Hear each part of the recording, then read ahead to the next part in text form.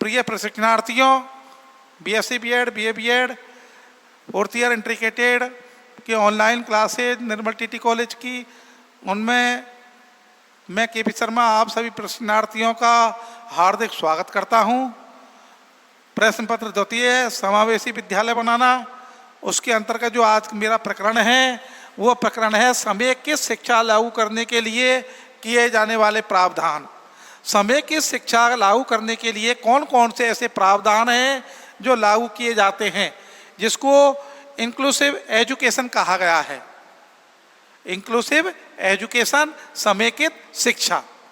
तो उसमें ऐसे कौन कौन से प्रावधान हैं, उन प्रावधानों के बारे में मैं आप सभी का ध्यान आकर्षित करता हूं। देखिए प्रशिक्षणार्थियों, जो सामान्य बालक हैं, विशिष्ट बालक हैं, जो निःशक्तजन बालक हैं, वो सभी एक साथ में ही एक ही समय में एक ही पाठ्यक्रम के अनुसार वो शिक्षा प्राप्त करें बिना किसी भेदभाव के। हाँ, निःशक्तजन अनेक प्रकार के हैं, उनकी आवश्यकताओं के अनुसार उनकी पूर्ति की जाए, उन पूर्ति के साथ में ही उनको शिक्षा प्रदान की जाए। जैसी जैसी उनकी आवश्यकताएं हैं, जैसे मान लो कोई अंधे बालक हैं उनके लिए वैसी सुविधाएं, बहरे बालक हैं उनके लिए वैसी सुविधाएं, मान लो अंगभंग जो बालक हैं उनके लिए वैसी सुविधाएं प्रदान की जाएं, और एक साथ जो सामान्य बालक हैं उन बालकों के साथ में ही उनको अध्ययन करवाया जाए बिना किसी भेदभाव के। बिना किसी भेदभाव के ऐसे बालकों के लिए अध्ययन करवाया जाए। तो मैं आपको करीब ऐसी जो बुनियादी समेकित शिक्षा को लागू करने के लिए ऐसे प्रावधान हैं, उन प्रावधानों की ओर मैं आपका ध्यान आकर्षित कर रहा हूं। सबसे पहले जो इंक्लूसिव एजुकेशन है, समेकित शिक्षा है, इसको लागू करने के लिए कौन कौन से ऐसे प्रावधान हैं, करीब 7 प्रावधान हैं। उनमें से मैं आपको जो शुरू के जो प्रावधान हैं उनके बारे में अवगत करवा रहा हूँ। तो देखिए प्रशिक्षणार्थियों, यहाँ जो बात करता हूँ कि समेकित शिक्षा को लागू करने के लिए जो प्रावधान है वो कौन कौन से हैं। सबसे पहले आता बुनियादी ढांचा। बुनियादी ढांचागत जो सुविधाएं हैं उनकी पूर्ति के लिए। अब बुनियादी जो ढांचा है उसकी सुविधाएं कैसी हैं, विद्यालय कैसा है, कक्षा कक्ष कैसा है, वहाँ का वातावरण कैसा है, जो आवश्यक जो बुनियादी जो ढांचा है वो कक्षा कक्ष कैसा है, विद्यालय कैसा है, वहाँ कैसे कैसे बालक आ जा सकते हैं, उनके लिए उनको आवश्यकता होती है। जैसे मैं आपको बता रहा हूँ, यूनिवर्सल डिजाइन के विद्यालय होने चाहिए, कक्षा कक्ष यूनिवर्सल डिजाइन, जो सार्वभौमिक, जो सभी बालक उसका उपयोग कर सकें, निःशक्तजन भी उसका उपयोग कर सकें और सामान्य बालक भी उनका उपयोग कर सकें। ऐसी डिजाइन हो जिनको यूनिवर्सल डिजाइन कहते हैं। अर्थात यूनिवर्सल डिजाइन का मतलब होता है ऐसा ढांचा परिवर्तित करना चाहिए। एक आर्किटेक्ट हुए थे जिनका नाम था मैकेनायक, रोनाल्ड मैकेनायक। रोनाल्ड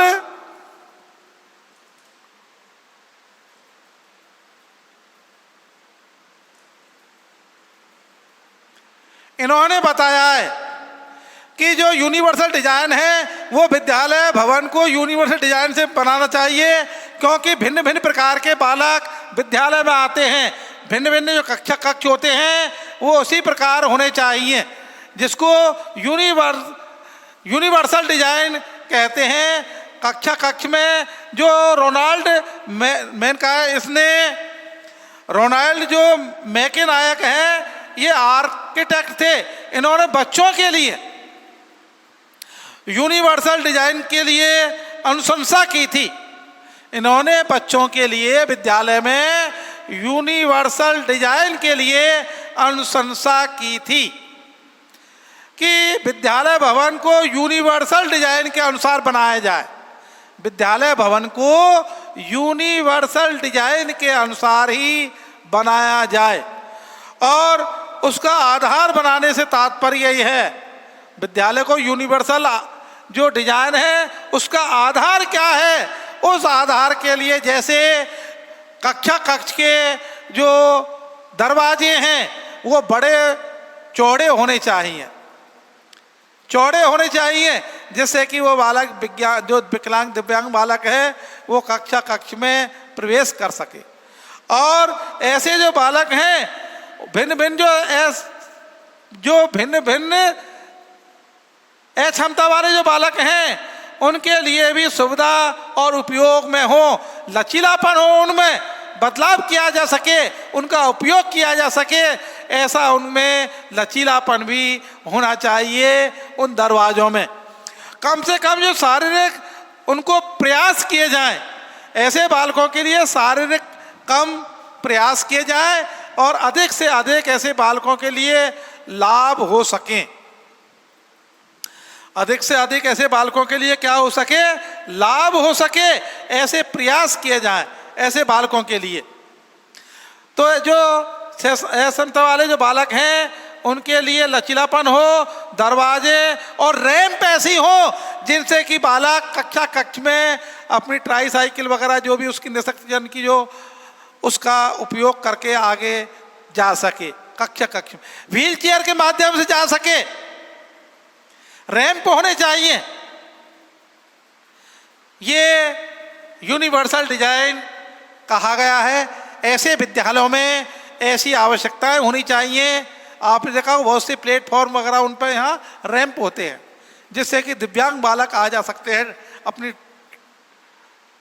विकलांग साइकिल के माध्यम से, कुर्सी व्हील चेयर के माध्यम से, और उनको सुविधा हो। आपने देखा होगा कई ट्रेनों में निःशक्त जनों के लिए एक विशेष आधा पार्टीशन में डिब्बा होता है, एक, चाहे वो आगे होता है, आगे पीछे होता है, और एक महिलाओं के लिए भी होता है उसी में ही। जब रेलवे इतना सुविधा दे रहा है यूनिवर्सल डिजाइन के डिब्बों की, तो अपने विद्यालय क्यों पीछे रहें? कक्ष में वहां तो एक सीमित संख्या होती है और यहाँ एक असीमित संख्या है। इसलिए कक्ष में यूनिवर्सल डिजाइन के जिनमें परिवर्तन किया जा सके, लचीलापन हो। विद्यालय के जो मेन गेट तो होता ही है, लेकिन उसके साथ कक्ष हैं वो भी चौड़े होने चाहिए, जिससे कि जो अक्षमता वाले जो बालक हैं, जो दिव्यांग बालक हैं, निःशक्तजन जो बालक हैं, हैंडीक्राफ्ट हैं, व्हील चेयर से और उससे बैसाखी से या किसी प्रकार से वो आसानी से जा सकें। कक्षों में सीढ़ियाँ तो होती ही हैं बरामदे वगैरह में, लेकिन रैंप भी होनी चाहिए जिससे कि आसानी से वो व्हील चेयर उसके माध्यम से जा सकें। इसको कहते हैं यूनिवर्सल डिजाइन के विद्यालय। यूनिवर्सल डिजाइन के विद्यालय कहा गया है इनको। इनमें सुविधाएं होनी चाहिए, उपयोग में लचीलापन होना चाहिए। सुविधाएं होनी चाहिए, उपयोग में लचीलापन भी होना चाहिए, और कम से कम शारीरिक प्रयास किए जाए, ऐसा होना चाहिए। कम से कम शारीरिक प्रयास किए जाए, असुविधा न हो, और बालक आसानी से कक्ष में प्रवेश कर सके और अपना अध्ययन प्रारंभ कर सके। जैसे सामान्य बालक जाते हैं कक्ष में, वैसे ही सुविधाओं के अनुसार निःशक्तजन बालक भी जा सकें, ऐसा प्रयास किया जाए।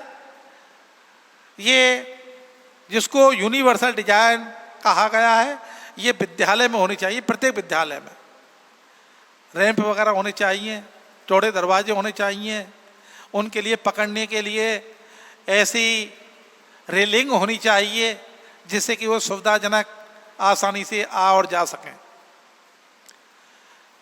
रेलिंग का भी उपयोग होना चाहिए जो आराम से पकड़ करके वो आ और जा सकें। ऐसी सुविधाएं होनी चाहिए। दरवाजों की चौड़ाई ठीक से हो, रैंप का प्रावधान हो, ऊपर नीचे के लिए ऐसा स्तर हो कम जो भी अलग अलग रंग के नजर आए, और चौक बोर्ड तक जाने की सुविधा भी हो। चौक बोर्ड तक जाने की क्या हो, सुविधा भी होनी चाहिए। ऐसे यूनिवर्सल डिजाइन के कक्ष एवं क्लासरूम और विद्यालय होने चाहिए जिसको बुनियादी ढांचागत सुविधाओं की पूर्ति की जाती है। ये रोनाल्ड मैकेनायक ने अपने एक उसमें सुझाव दिए थे। इन्होंने एक अनुशंसा की थी कि विद्यालय और कक्षा कक्ष यूनिवर्सल डिजाइन में होने चाहिए। ये बुनियादी शिक्षा जो ढांचा का सुविधा है उसकी पूर्ति के लिए ये आवश्यक है। तो इसमें जो विद्यालय में निःशक्त जन हैं उनके लिए बुनियादी ढांचे में परिवर्तन करना चाहिए। जो विद्यालय में निःशक्त जन हैं उनके लिए विद्यालय में बुनियादी ढांचे में परिवर्तन करना चाहिए। ये नहीं पुराना ही ढांचा चला रहा है वैसा ही, कोई बदलाव नहीं है। बदलाव किया जाना है आवश्यकता के अनुसार, समय के अनुसार। और इसके लिए जो विद्वान थे रोनाल्ड मैकेनायक, ये आर्किटेक्ट थे ये। इन्होंने तो ऐसे बच्चों के लिए जो निःशक्त जन है, ऐसे बच्चों के लिए इन्होंने यूनिवर्सल डिजाइन की अनुशंसा की थी। यूनिवर्सल डिजाइन की अनुशंसा की थी कि विद्यालय और कक्षा कक्ष यूनिवर्सल डिजाइन के होने चाहिए। सिटी नए होकर के उनको रैंप होना चाहिए, विद्यालय चौड़े होने चाहिए, आने जाने में सुविधा होनी चाहिए, असुविधा नहीं होनी चाहिए। और कक्षा कक्ष ऐसे हो कि वो चौक और बोर्ड को वहां पर भी आसानी से बालक पहुंच सके। ये बुनियादी ढांचा है। ये इसकी पहली समय की शिक्षा लागू करने के लिए किए जाने वाला पहला प्रावधान है, जिसको बुनियादी ढांचा का सुविधाओं की पूर्ति। रोनाल्ड मैकेनायक जो आर्किटेक्ट थे, इन्होंने यूनिवर्सल डिजाइन के लिए विद्यालय भवन को यूनिवर्सल डिजाइन से बनाया जाए, क्योंकि भिन्न भिन्न अक्षमता वाले बालक होते हैं। जो निःशक्त जन बालक होते हैं और सामान्य बालक होते हैं, वो आसानी से आ जा सकें। उनके लिए पानी पीने की भी सुविधा ऐसी होनी चाहिए जो दिव्यांग बालक आसानी से पानी पी सके। जैसे सामान्य बालक पीता है, उसी प्रकार से दिव्यांग विकलांग बालक भी पानी पी सके। ऐसे बाथरूम वगैरह भी होने चाहिए। ये सब सुविधाएं विद्यालय में होनी चाहिए। ये बुनियादी ढांचागत सुविधाएं हैं जो बालक के लिए कक्षा कक्ष में एवं विद्यालय में होनी चाहिए, जिससे कि बालक जो हैंडीक्राफ्ट हैं, जो अंग भंग हैं, विकलांग बालक हैं, उनके लिए बैसाखी, ट्राईसाइकिल और व्हील चेयर वगैरह का उपयोग करके वो आसानी से विद्यालय में एवं कक्षा कक्ष में वो रैंप के माध्यम से आ जा सके। विद्यालय में ऐसे दरवाजे होने चाहिए कक्षा कक्ष में जो आसानी से जा सके। अब आता है जो आरंभिक हस्तक्षेप एवं विद्यालय पूर्ण कार्यक्रम नंबर 2। आरंभिक हस्तक्षेप एवं विद्यालय पूर्ण कार्यक्रम, इसमें ऐसे बालक जो विशेष आवश्यकता वाले हैं, इसके अंतर्गत ऐसे बालक जो विशेष आवश्यकता वाले जो बालक हैं, उनकी शुरुआती अवस्था में ही उनकी पहचान बहुत महत्वपूर्ण है कि साहब हमारे यहाँ 10 छात्र ऐसे हैं जो निःशक्त जन हैं, विकलांग हैं। उनकी पहचान की जाए शुरू में ही, प्रारंभ में ही, शुरुआती, ताकि उन्हें जिंदगी की चुनौतियों का सामना करने योग्य बनाया जा सके। ऐसे बालकों के लिए जो जिंदगी की चुनौतियां हैं, उन चुनौतियों का सामना करने के लिए ऐसे बालकों के लिए बनाया जाए। जिंदगी की चुनौतियों के लिए ऐसे बालकों के लिए उनको बनाया जाए अधिक से अधिक और प्रभावी। तो शुरू में ऐसे बालकों की पहचान कर ली जाए।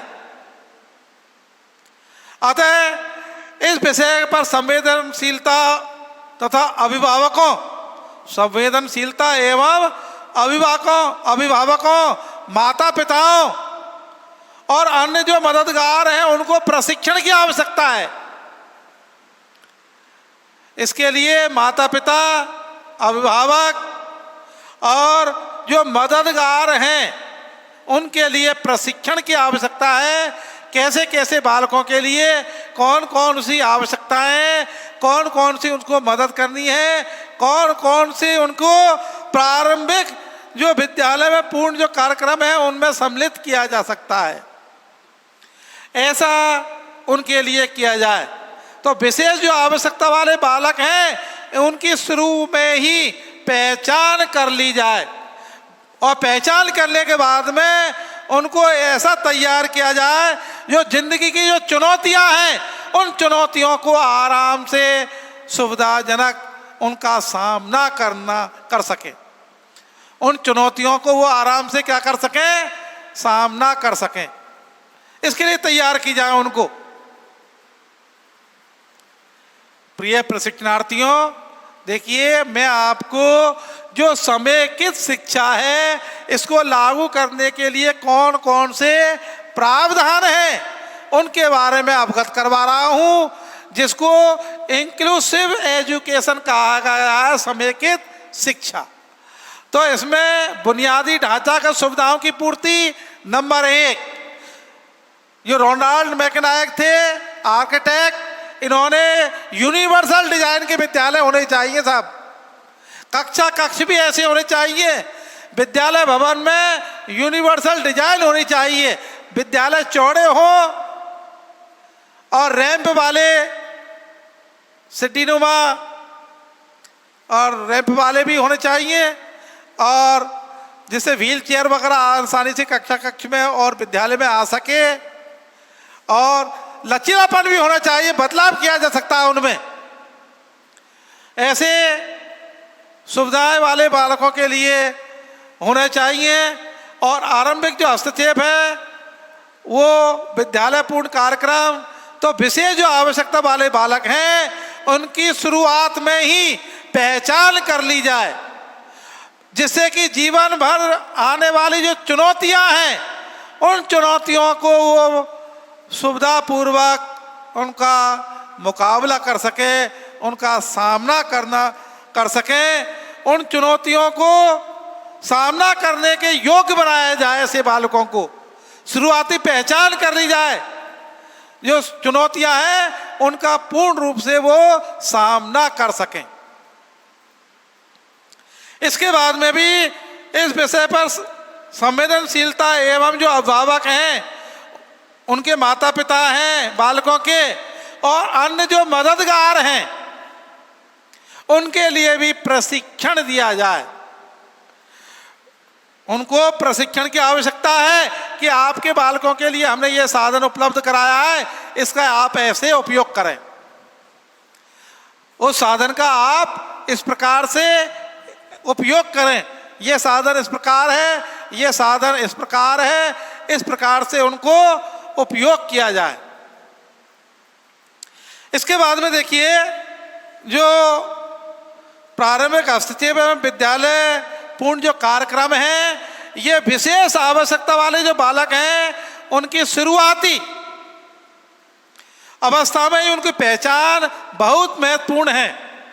ऐसे बालकों की पहचान बहुत ही क्या है, महत्वपूर्ण है, क्योंकि जिससे कि उन्हें जिंदगी की जो चुनौतियां हैं उन चुनौतियों का सामना करने के योग्य बनाया जाए। उन चुनौतियों का सामना करने के लिए उनके लिए योग्य बनाया जाए। और जो इस विषय से संवेदनशीलता वाले एवं अभिभावक, माता पिता एवं मददगार, उन्हें भी प्रशिक्षित किया जाए कि आपको इन आवश्यकताओं की पूर्ति के लिए ये, इसके लिए ये, ऐसी ऐसी व्यवस्थाएं उनके लिए भी की जाए, जिससे कि वो भी अपनी उसको आसानी से बना सकें। ऐसी व्यवस्थाएं की जाए उनके लिए। इसके बाद में नंबर 3 जो आता है वो इस प्रकार है, शिक्षण पद्धतियों एवं शिक्षण व्यवहार। शिक्षण पद्धतियों एवं शिक्षण व्यवहार, ये शिक्षण जो पद्धतियाँ पाठचर्या है वो एक समान हो, शिक्षण में व्यवहार भी बिना किसी भेदभाव के एक साथ हो। इसके लिए सर्वप्रथम तो ये इस प्रकार है कि ऐसे बालकों के लिए, सर्वप्रथम तो ये इस प्रकार है कि ऐसे बालकों के लिए ये दृष्टिकोण विकसित किया जाना जरूरी है। जो निःशक्त जन बालक हैं, ऐसे बालक हैं, उनके लिए सकारात्मक दृष्टिकोण विकसित किया जाए। कैसा दृष्टिकोण विकसित किया जाए? सकारात्मक दृष्टिकोण। इनके लिए सकारात्मक दृष्टिकोण विकसित किया जाए, और भले ही उनकी पाठचर्या एक समान है, उनकी जो पाठचर्या है वो एक समान है, परंतु विद्यार्थियों के समूह विशेष, लेकिन विद्यार्थियों के जो समूह विशेष है उनके लिए शिक्षण व्यवहार, उनके लिए शिक्षण व्यवहार तथा अनुभव देने की पद्धतियां भी भिन्न भिन्न हो सकती हैं। शिक्षण देने की जो पद्धतियां हैं वो कैसी हो सकती हैं? भिन्न भिन्न हो सकती हैं, अलग अलग हो सकती हैं, भिन्न भिन्न उनकी गतिविधियां हो सकती हैं, शिक्षण पद्धतियां हो सकती हैं उनकी जो भिन्न भिन्न हो सकती हैं। स्थिति चाहे जैसी भी हो, स्थितियां चाहे जैसी भी हो, लेकिन सकारात्मक दृष्टिकोण होना चाहिए, न कि नकारात्मक। चाहे स्थितियां कैसी भी हो, लेकिन जो दृष्टिकोण है वो सकारात्मक होना चाहिए। कैसा होना चाहिए दृष्टिकोण? सकारात्मक। जो सकारात्मक दृष्टिकोण रखने वाले जो अध्यापक हैं, कुछ इस तरह की रणनीतियां अपना लेते हैं जो प्रत्येक स्थिति में प्रत्येक विद्यार्थी के लिए मददगार सिद्ध होती है। प्रत्येक व्यक्ति के लिए, प्रत्येक विद्यार्थी के लिए ऐसे अध्यापक अपना लेते हैं जो सभी के लिए मददगार होती है। कैसी होती है? मददगार, हेल्पनेस, हेल्पफुल। ऐसे अध्यापक भी होते हैं। ऐसी शिक्षण विधि चाहे भिन्न भिन्न कैसी भी परिस्थितियां हो, लेकिन वो ऐसी शिक्षण पद्धति अपनाते हैं जो सभी बालकों के लिए मददगार सिद्ध होती है। कैसी भी परिस्थितियां हो, और सभी के लिए क्या होती है? स्थिति चाहे कैसी भी हो, लेकिन उनका जो दृष्टिकोण है वो सकारात्मक दृष्टिकोण है, नकारात्मक नहीं। कैसा है दृष्टिकोण? सकारात्मक रखने वाले अध्यापक हैं जो इस तरह की रणनीतियां पहले से ही अपना लेते हैं। मुकाबला करने के लिए रणनीतियां अपना लेते हैं जो प्रत्येक स्थिति में भी प्रत्येक विद्यार्थी के लिए मददगार सिद्ध होती है। क्या सिद्ध होती है? मददगार। ऐसी वो रणनीतियां बना लेते हैं। ऐसे जो अध्यापक हैं वो किसी भी क्षेत्र में किसी भी उस रणनीति के अंदर वो मददगार बना सकते हैं।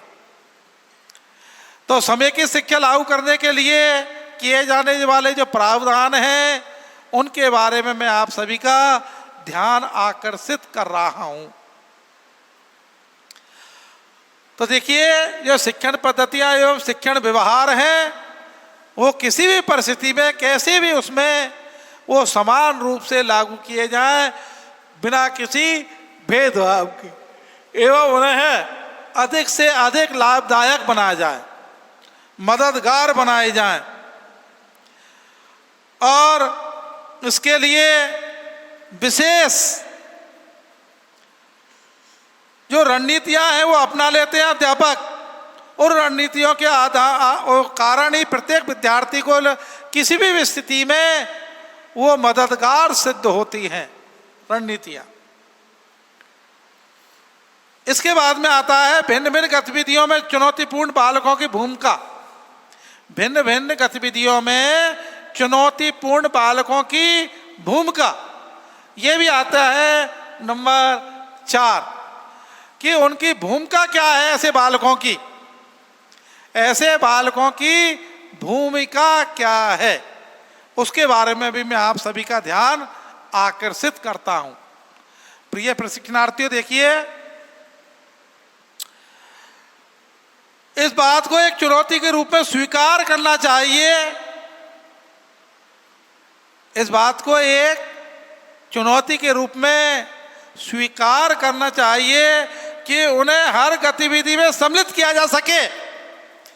सामान्य बालकों को और निःशक्त जन बालकों को हर चुनौती में उनको समान रूप से सम्मिलित किया जाना चाहिए। भिन्न भिन्न गतिविधियां हो, चुनौतीपूर्ण बालक हैं, उनके लिए हर गतिविधि में सम्मिलित किया जाना चाहिए बिना किसी भेदभाव के। बिना किसी भेदभाव के उनके लिए क्या किया जाना चाहिए? सम्मिलित किया जाना चाहिए। उसके बाद में देखिए, उदाहरण के तौर पर जैसे बागवानी, जैसे उदाहरण दे रहा हूं आपको, एक बागवानी में वे बालक खुदाई गुड़ाई अगर नहीं कर सकते हैं तो उन्हें योजना संबंधी कार्य सौंप दिया जाए कि भाई आप विकलांग हो, आप दिव्यांग हैं, आप मेहनत इतनी नहीं कर सकते हैं, तो आप प्लानिंग बना लो, योजना बना लो। आप उनके बाधित बालक हैं, सामान्य बालकों को वो कार्य दिए जाए। जैसे बागवानी का कार्य मान लो, तो बागवानी के कार्य में ऐसे बालकों के लिए जो खुदाई नहीं कर सकते, गुड़ाई नहीं कर सकते, और ऐसे उनके लिए दिव्यांग जो विकलांग बालक हैं उनके लिए योजना संबंधी कार्य सौंप दिया जाए कि आप प्लानिंग करिए और मेहनत का काम सामान्य विद्यालय कर रहे हैं और आप इनकी देख रेख करिए, प्लानिंग करिए कि आगे क्या करना है, आगे क्या नहीं करना है। तो भिन्न भिन्न परिस्थितियों में भी उनका एक विशेष ध्यान रखना चाहिए। उन्हें किसी भी प्रकार का कोई हस्तक्षेप नहीं करना चाहिए। ये भिन्न भिन्न गतिविधियों में चुनौतीपूर्ण बालकों की भूमिका है। इसको यह समय आपके कारण मैं थोड़ा पूरा करता हूं। अभी इसके बाद में अगला, इसके लिए धन्यवाद, बधाई।